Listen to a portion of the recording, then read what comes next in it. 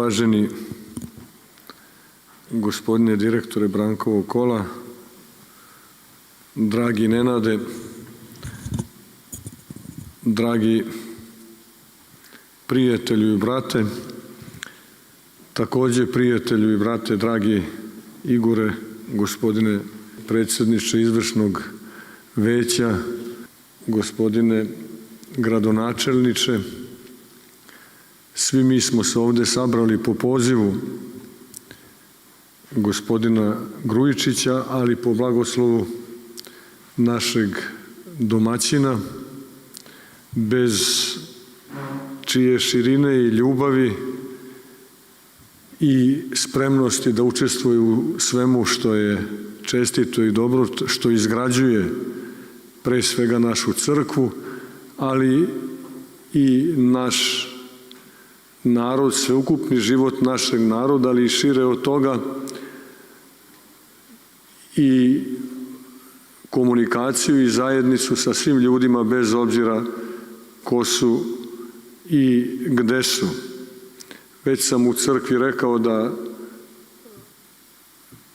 osjećam višestruku radost što sam danas ovde u Karlovcima, pre svega evo zbog toga što sam po blagoslovu vladike Sremskog Vasilija i uz učešće svih vas mogao da služim parastos Branku Radičeviću, a i to sam rekao u crkvi da sa vladikom Vasilijem dugi niz godina, mnogo decenija imam, ako smem tako da kažem, najdublje, najprisnije, najlepše bratske odnose, iako sam relativno mlađi po godinama, uvek sam imao utisak da na istom nivou sa jednakim poštovanjem i kao i sa iskusnijima od sebe, on je komunicirao sa mnom i imao sam priliku zaista u njegovoj blizini da se učim kako treba biti episkop, kako treba voditi svoju crkvu, da to pre svega znači biti spreman u svakom trenutku da poslužiš svima i da služiš svima. Hvala, dragi vladiko, na ljubavi, braćo arhijereji, časni oci, dragi bogoslovi, radostan sam zaista što sam danas ovde, a pored ovoga jednako što sam naveo, jednako sam radostan zbog toga što je povod upravo učešće u programu Brankovog kola koje se već 50 godina u mesecu septembru odvija ovde u Sremskim Karlovcima u vidu raznih kulturnih i duhovnih programa, kulturnih i duhovnih, zapravo te dve stvari su međusobno povezane ili možemo reći dve strane jednog te istog novčića, jer autentične istinske kulture bez duhovnosti nema, kao što i svaka duhovnost nije sterilna i nije zatvorena u sebe, nego je uvek stvaralačka i samim tim ima kao plod izvesnu kulturu. U ostalom i reč kultura u latinskom jeziku, mi smo je samo ponašili, u svom korenu ima reč kult. Dakle, kult i kultura su međusobno povezani, tako da i ovo delo koje čini Brankovo kolo u suštini, iako na polju kulture, jeste svojevrsna duhovna delatnost. Naravno, dolazak na Brankovo kolo za mene lično, već iz ovih nekoliko uvodnih reči koje je Nenad rekao, jeste svojevrsni omaž i jeste sećanje na protekle susrete ovde u okvirima Brankovog kola, gde smo nastupali kao svojevrsni trio, pokojni profesor Jerotić, Bog da mu dušu prosti, imao sam taj blagoslov da budem njegov student, šta više priliku da prvi polažem ispit kod njega kada je on počeo da predaje na Teološkom fakultetu, a posle toga, iako nisam dorastao ni tada, niti sada, imao sam blagoslov da ga nasledim na katedri za pastorsku psihologiju na Teološkom fakultetu. U svakom slučaju postojala je svojevrsna bliskost među nama, tako da i činjenica da smo bili više puta, možda 7, 8, ne znam, možda i 10 puta zajedno u programima Brankovog kola, pokazuje da je neko prepoznao da ta bliskost postoji, da smo mogli da govorimo o različitim temama sa različitih pozicija, ali u konačnici išli smo ka istom cilju. Pored toga što sam imao priliku, oprostite što sad koristim neku rečenicu više da pomenem Jerotića, ali mislim da smo dužni da on to zaslužuje. Pored toga što sam imao priliku da učim kod njega kao student, naravno mnogo više sam kasnije naučio kroz međusobne lične kontakte i druženja i u manastiru Kovilju, ali i na drugim mestima, pa i kod njega u njegovom domu. Najvažnija stvar koju sam naučio, a bio je i u Zagrebu jedne godine, možda 2 godine pred svoje upokojenje, gost naš tamo u našoj crkvi, čak smo imali jedno predavanje koje smo upriličili i tamo kao i svugde sala je bila prepuna, nije mogla da smesti sve koji su bili zainteresovani da čuju njegovu reč. Dakle, on je insistirao na tome da je važno da slušamo jedni druge.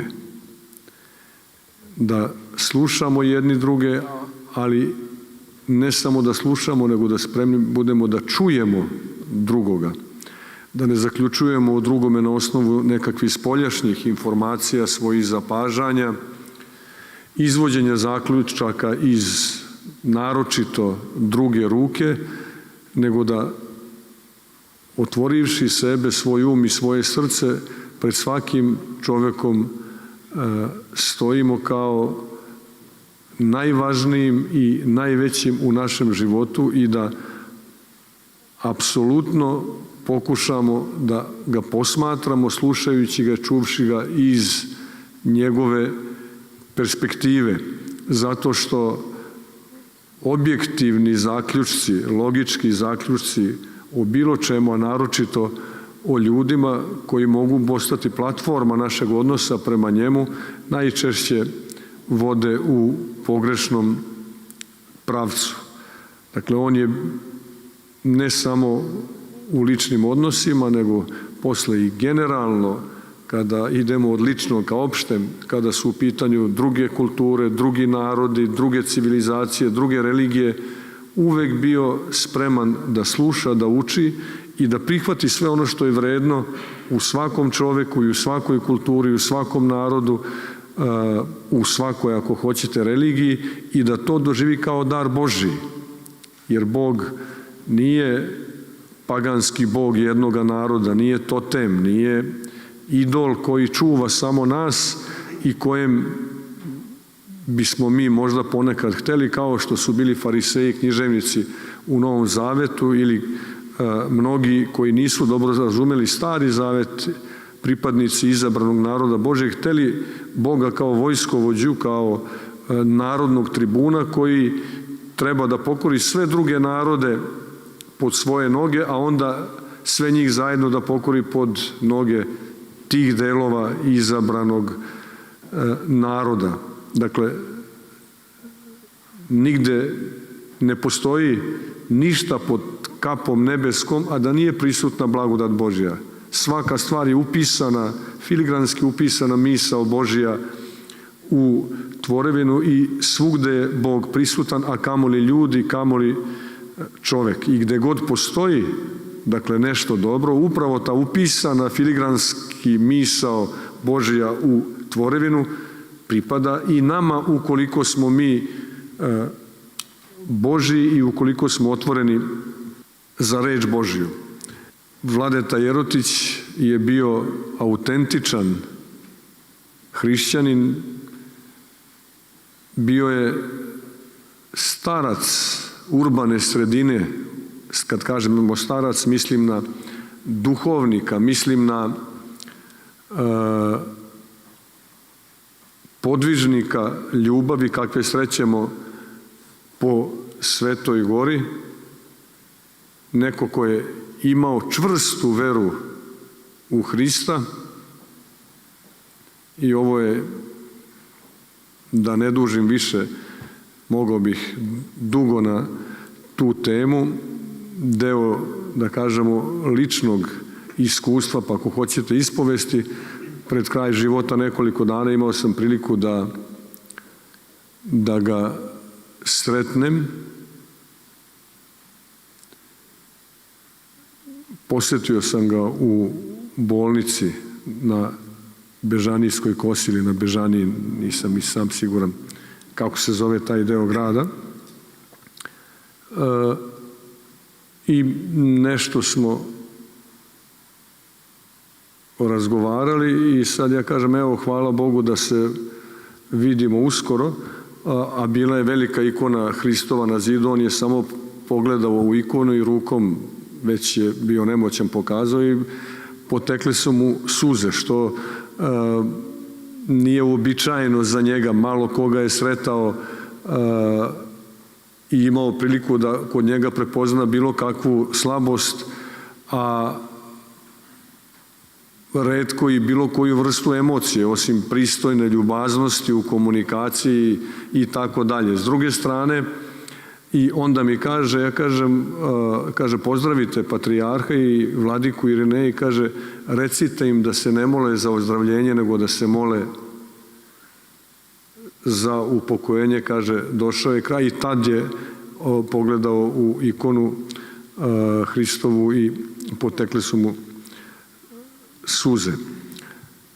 I naravno svaka zahvalnost Vladeti na svemu što je svima nama pružio, a hvala Bogu ostalo je mnogo toga zapisano i video snimcima, kamerom zapisano, a i u pisanoj reči, tako da verujem da mnogi danas pre nego što ih san uhvati, oni se uspavljuju uspavankom reči Vladete Jerotića.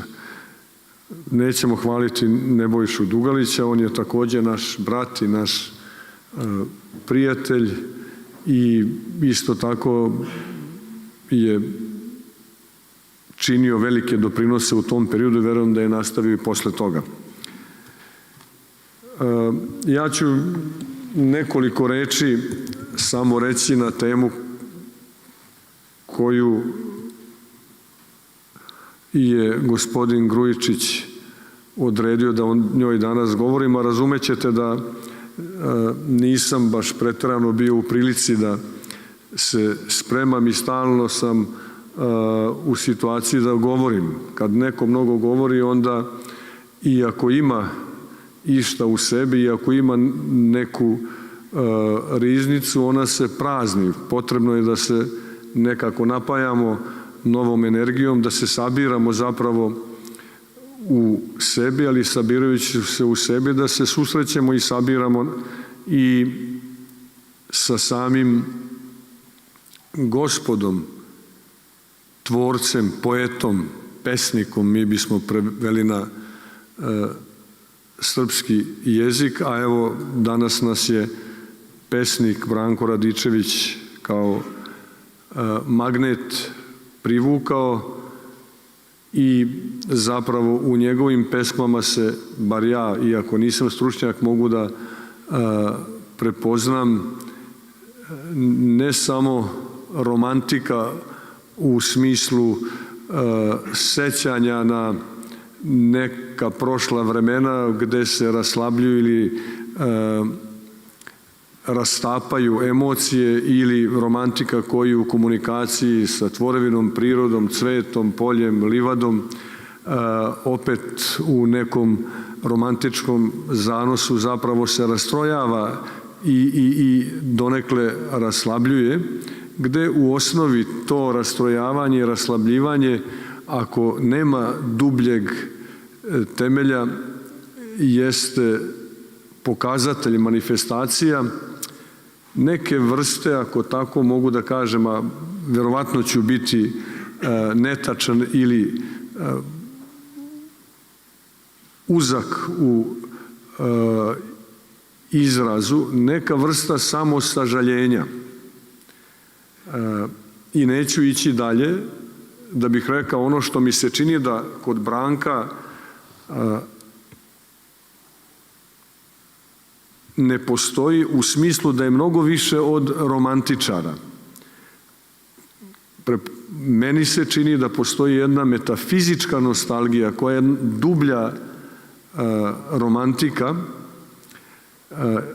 koja je zapravo jedan duboki hrišćanski maksimalizam i realizam. Ali baš zato što je hrišćanski, što je evanđelski, on nadilazi okvire tvarnosti i u tom smislu je viši nivo, nemoj mi zameriti što to sad ja uplićem se u digresiji, viši nivo romantizma. Romantizma koji nije naprosto susret sa lepotom ili susret sa celovitošću, ali ostajanje s ove strane lepote i s ove strane celovitosti. I neću više, sad sam se poneo da ne potrošim jedan đački čas, jer Brankovo kolo funkcioniše u okvirima đačkih časova, da kažem nešto i o miru, a sve je to povezano, ja iznosim odvojeno, pa će svaku povezivati za sebe. Tema mira.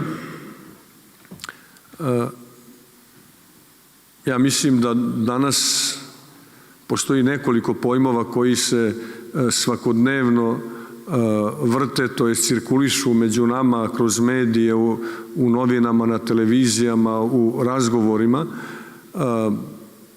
Jedan od njih je svakako pojam mira i tema mira. Tejam pomirenje, mir, izmirenje. Na svakom koraku jeste reč koja se čuje. I naravno da najčešće pod mirom imamo na umu spoljašnje vrednosti te kategorije. Tako da danas govorimo o političkom miru, govorimo o socijalnom miru i delimično dotičući pojedinca, delimično govorimo i o unutrašnjem miru kada govorimo o psihološkom miru. Politički mir po prirodi stvari pojmovno je vezan i za antički pojam i sadržaj te reči, a on najjednostavnije govoreći jeste mir kao odsustvo konflikta, odsustvo sukoba, odsustvo ratova, gde najčešće odsustvom konflikata različiti akteri mira ostaju svako na svojoj poziciji bez čak i bilo kakve spoljašnje komunikacije, a kamoli nekog unutrašnjeg prožimanja. Socijalni mir, društveni mir, opet pojednostavljeno, naravno, i o prvoj vrsti i o drugoj vrsti mira tomovi i tomovi knjiga se pišu. Socijalni mir podrazumeva zajednicu u kojoj svako ima svoju punu slobodu da se izrazi i u punom kapacitetu može da ostvari svoja individualna, pojedinačna prava u jednom društvu, u jednoj zajednici. Imamo i takozvani psihološki mir, to je opet svakome od nas poznato. Psihološki mir podrazumeva odsustvo unutarnjih konflikata, nemira, turbulencija koje može pojedinac da postigne nezavisno od toga u kakvom okruženju se nalazi. U 19. veku je živeo sveti Serafim Sarovski, poznati svetitelj Ruske crkve i svetitelj Vaseljenski, koji je bio veliki podvižnik, ali pre svega veliki podvižnik ljubavi. Tolike ljubavi prema Bogu, u koje je u potpunosti sebe predavao promislu i volji Božjoj, da je i čitavo svoje biće pretvorio u ljubav u odnosu na druge ljude.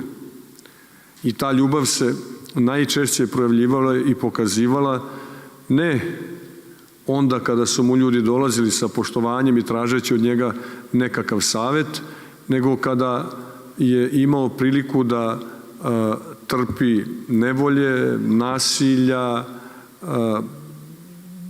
batine i tako dalje. U svakom slučaju, i kada su ga hvalili, i kada su dolazili s poštovanjem, i kada su ga gonili, on je jednaku silu ljubavi projavljivao u odnosu na svakoga čoveka. Naravno da to nije moguće običnim ljudima da iz sebe, svojim kapacitetima, svojim veštinama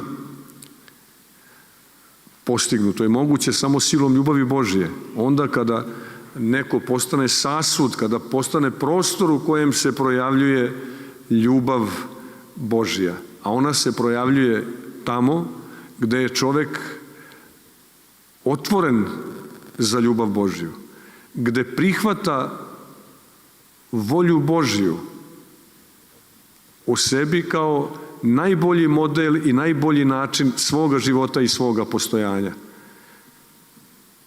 Naravno da će se tu javiti logično pitanje, zar će meni bilo ko, pa makar to i Bog bio, da naređuje šta ću ja da radim. Mi, hrišćani, znamo da volja Božja nije nešto što nam se spolja nameće i da mi, kada govorimo o poslušanju volji Božjoj i odricanju od svoje volje, postajemo bezlični robovi. Ne, nego volja Božja, zapovest Božja je recept ili putokaz koji nam ukazuje na to kada i kako smo mi ispravni, kada smo potpuni, kada smo celoviti.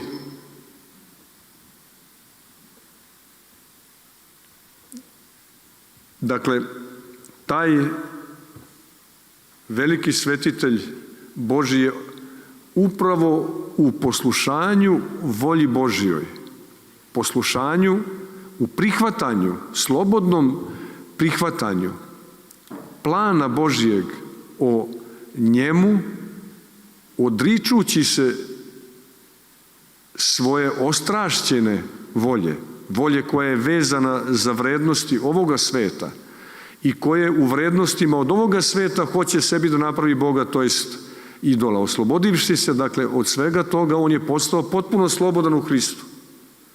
Do te mere da je ne samo, ovo što sam prethodno pomenuo, bio čovek koji u potpunosti ne pravi razliku između prijatelja i neprijatelja, svi su mu prijatelji, svi su mu braća. A to da li se neko u odnosu na njega postavio kao neprijatelj, to je on ostavio njemu da on vidi šta će s tim. Jer je znao da Bog neće pitati njega šta je on radio tom svom zlotvoru, zapravo da ga Bog neće pitati šta je zlotvor njemu radio, nego da je znao da će ga Bog pitati šta je on zlotvoru uradio. I u tom smislu je postao potpuno slobodan, do mere da je bio u potpunoj harmoniji sa čitavom tvorevinom, sa prirodom, sa životinjama koje su mu prilazile najljuće zveri kao najpitomije životine i kao jaganjci. Dakle, on je bio čovek ljubavi i bio u potpunom miru sa Bogom.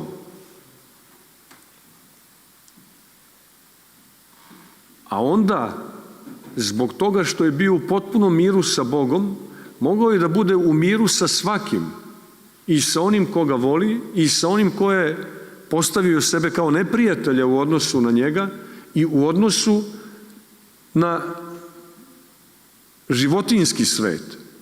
Zato je Sveti Serafim, ne čitajući knjige i logički zaključujući, nego iz ličnog iskustva mogao da skuje rečenicu, da iskaže to svoje iskustvo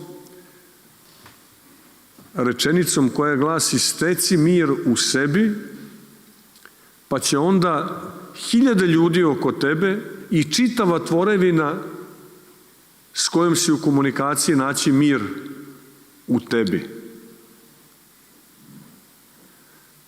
U hrišćanskom smislu te reči, čak u starozavetnom mir, šalom, u jevrejskom jeziku mir, pored ostaloga, ima mnogo značenja taj pojam, ali pored ostaloga ima značenje celovitosti, harmonije. I zato, opet da kažem u digresiji, ne treba da nas čudi što mnogi, baš znajući da nam je mir najpotrebniji, taj unutrašnji mir, dolaze kao različiti religijski koncepti, kao neka vrsta koktela. Uzmu nešto malo sa istoka, nešto sa zapada, nešto sa juga, nešto sa severa i dolaze onda sa svojim konceptima, nudeći mir na tržištu religija, na svakom mestu, tvrdeći da je to moguće postići nekakvim tehnikama na brzinu, za kratko vreme, otprilike kao dijeta. Ne znam, na svakom koraku ima samo uzmi tu pilulu ili ne znam, aparat oko struka, nek te trese i vrti i ti si za 7 dana 5 si kila izgubio ili ne znam nija koliko.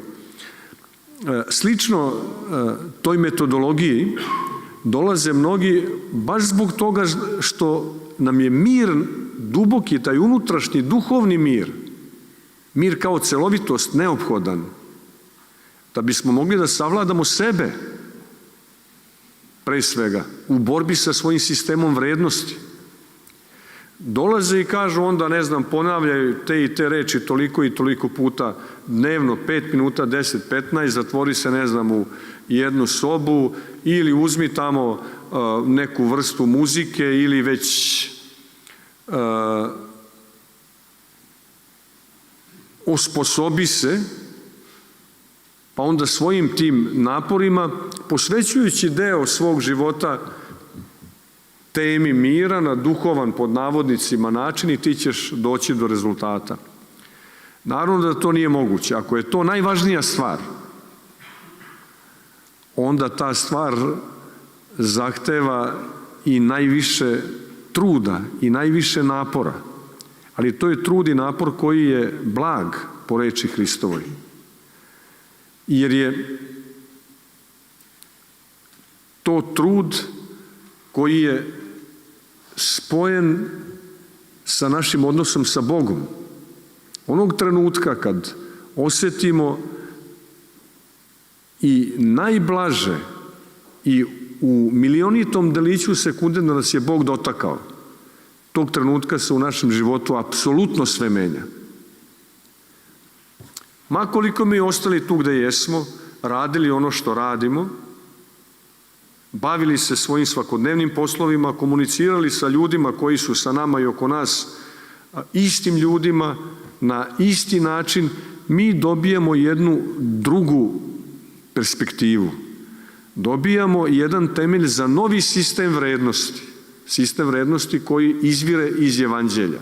I malo pre sam rekao da je u stvari najveća borba naša sa našim sistemom vrednosti, u smislu da mi znamo tačno šta Evanđelje kaže. I o miru Evanđelje prepuno reči pojma mir. I naša liturgija, reći ću posle samo nekoliko reči o tome. Naša najveća borba jeste sa našim sistemom vrednosti. Mi znamo koji je to sistem vrednosti, ali smo u stalnim izazovima da postupamo nasuprot tom svom sistemu vrednosti koji se zove Evanđelje. I ako hoćete da budem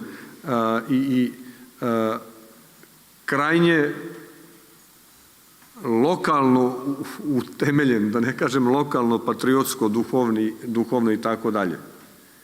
Sistem vrednosti ovog naroda je izgradio sve to što mi jesmo.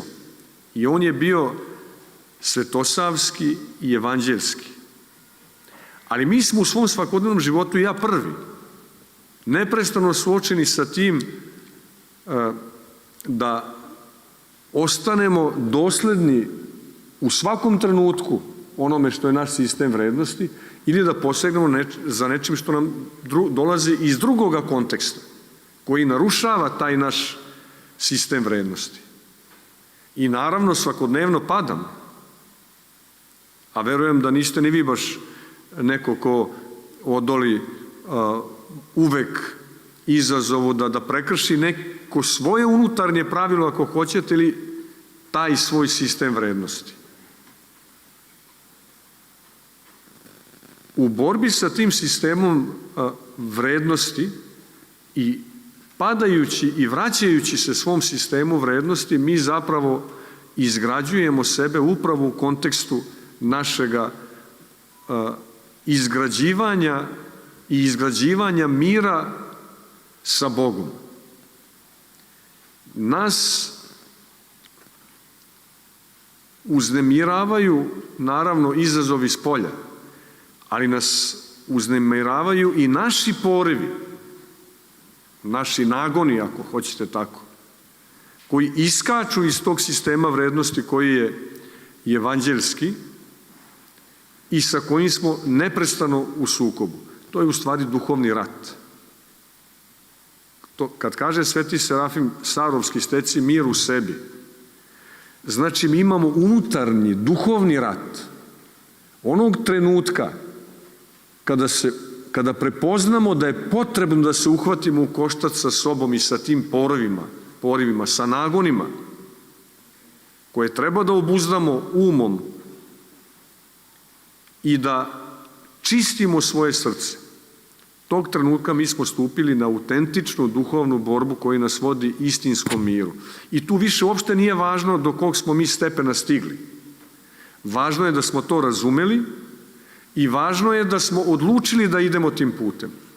Ako smo stali na taj put, mi smo sasvim sigurno na putu postizanja mira. Sveti Grigorije Bogoslov, kad govori o savršenstvu, savršenstvo je biti na putu savršenstva. Biti na putu usavršavanja, kome nema nikada kraja, koji podrazumeva iskorake, padove, iskušenja, greh, ako hoćete tako. Zato je veoma važna je tema mira. Mir je direktno doveden, taj unutarnji duhovni mir, sa našim poimanjem Carstva nebeskog. Carstvo nebesko je za nas prisutno u Svetoj liturgiji. Mi Svetu liturgiju počinjemo rečima Blagosloveno carstvo Otca, Sina i Svetoga Duha. A odmah posle toga počinjemo takozvanu jekteniju, to je prozbu, koja glasi: u miru Gospodu se pomolimo. A onda za višnji mir, druga, pa onda treća, za mir svega sveta. Evo, već tu imamo, znači, u miru, da se saberemo, da mi budemo koncentrisani, da budemo u miru sa sobom, da imamo atmosferu mira u kojoj se molimo. Na to nas poziva liturgija. A onda za višnji mir ispovedamo da taj mir koji mi hoćemo da postignemo ne može biti realizovan u punoći, u savršenstvu bez višnjeg mira.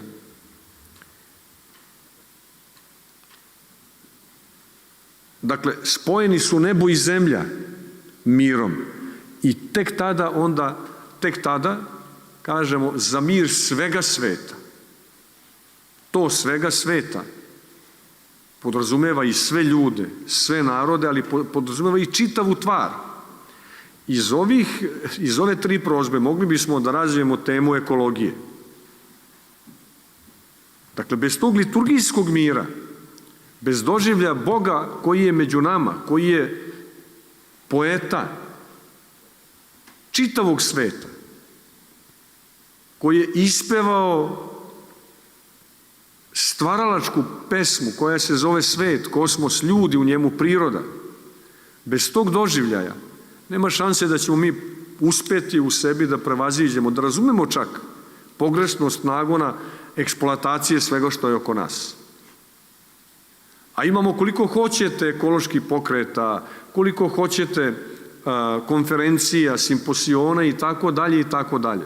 Ako nema unutarnjeg preobražaja koji podrazumeva mir sa Bogom i koji sadrži sve ovo o čemu sam govorio, onda je i svaki ekološki pokret u najmanju ruku opasnosti da se pretvori u ideologiju, a onda da se spusti na još niži nivo i da postane jedna politikanska aktivnost. Srećemo se s tim danas neretko, uz naravno dužnu čast mnogim autentičnim borcima za očuvanje ljudske sredine. A pre nego što počne liturgija, to znaju sveštenici, mi govorimo slava na visini Bogu i na zemlji mir među ljudima dobre volje. Dakle, povezuje se slava Božja i mir na zemlji. Dakle, bez slave Božje, bez neba, bez prisustva Božjeg među nama i bez istinskog mira u nama, nije moguće da postoji bilo koja druga vrsta mira. I nastavljamo u liturgiji bezbroj puta koje je bio. Koliko puta sveštenik kaže mir svima. Blagodati mir vam od Gospoda Boga i Spasitelja našega Isusa Hrista. I na kraju liturgije u miru iziđite. Rečima o miru počinje liturgija, to što je manifestacija carstva nebeskog na zemlji. I rečima o miru, u miru iziđite, završava se liturgija. Dakle, mi hrišćani smo pozvani, a to je i naša poruka svetu, da taj liturgijski duhovni mir učinimo sadržajem svoga života i da taj mir koji je dar od Boga, ali istovremeno i plod naše saradnje s ljubavlju i blagodaću Božijom, ne bude samo deo našega života s kojim se susrećemo i kojim živimo kada odemo na svetu liturgiju, kada zatvorimo oči i ponekad sanjarimo i psihologizirajući i romantičarski, što je sve lepo, ali nije punoća i nije, naravno, savršenstvo duhovnog mira, ali da tu tajnu mira koju smo u liturgiji zadobili ne ostavimo u hramu, nego da tim mirom izađemo i da on postane zaista naša svakodnevna i svakog trenutka realnost. Taj mir, da ne citiram sada tekstove Novog Zaveta, je neraskidivo povezan sa preobražajem našega bića. Taj mir je u stvari povezan sa pokajanjem. Da bismo istinski mogli da idemo putem zajedničarenja sa Bogom koji nam daruje mir. mi moramo da se preobražavamo, a to se u crkvi zove pokajanje. Pokajanje koje nije jedan psihološki proces, pogotovo ne juridički proces, nego pokajanje koje ima delimično veze sa psihološkim pojmom introspekcije, u smislu samoposmatranja, prepoznavanja svojih nedostataka, ali ne na osnovu svojih individualističkih, antropocentričnih parametara, nego Hristos je parametar, on je ogledalo. Imajući njega pred sobom, mi sebe proveravamo i odmeravamo. U tom dijalogu sa Hristom, u toj introspekciji zapravo mi sebe ogledamo u Hristu kao ogledalo. I na osnovu parametara koji su hristocentrični i u tom smislu u punoći autentično humanistički, mi imamo šansu da se preobražavamo.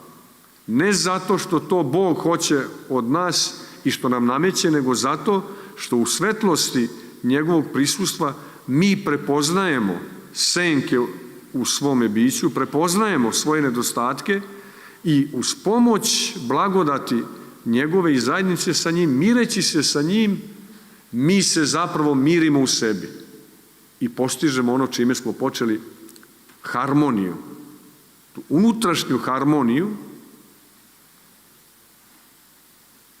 sabornost svih naših potencijala iz koje onda jedino moguće da budemo u harmoničnim odnosima sa ljudima, pre svega sa onima tu koji su pored nas, tu se proveravamo. Onog trenutka kad me neko uvredi, tad pokazujem da li sam miran. A ja mogu psihološki da odglumim mir. Evo, to je poslednji. Dakle, mir se, duhovni taj mir, mir sa Bogom, mir sa sobom se ne projavljuje, ne manifestuje uvek kao mir koji podrazumeva tihe i blage, spore reči, bez dinamike pokreta i tako dalje. Ne, temperament je u svakome od nas različit. I u tom smislu, kad imaš mir, ti ga projavljuješ svojim temperamentom. Onaj koji je živahan, on će da skače sa stolice, da maše rukama, ali ako ima mir, njegova reč će delovati i dejstvovati kao nosilac i prenosilac ljubavi Hristove, a to znači mira Hristovog. A onaj koji je, što kaže, psihološki, ja ne znam, sad da ne upotrebljavam pojmove, on je melanholik, onaj, pa će biti da, što kaže, onaj koji ne maše rukama i ne viče glasno, da mislim da je smotan. Ne, nego postoje ljudi koji su prosto, što se kaže, po svom temperamentu mirni i sabrani, oni će taj svoj mir manifestovati i pokazivati na taj način, a drugi koji su temperamentni, živakni, oni ga drugačije projavljuju. Primjera radi starac Pajsije Svetogorac ili sveti otac Justin Popović, koji je bio Vranjanac. On je bio kao živa vatra, kao da kažem, kao čigra, kao da je na federima. On kad govori o Hristu, on kad govori o miru, on skače, viče i tako dalje. I starac Pajsije isto. A onda opet imamo neke druge koji su zaista blagog, nežnog karaktera i oni na takav način nastupaju. Neka Bog da mi imamo svi mira u sebi, neka našem Nenadu da dobro zdravlje, dug život i da Brankovo kolo traje još, što kaže, dok je sveta i veka, da onda se mi ovde nas vladika Vasilije uvek s radošću okuplja, pa da imamo Karlovačke dane i razgovarajući, i pevajući, i igrajući, sve je to Branko i Brankovo kolo. Hvala vam svima.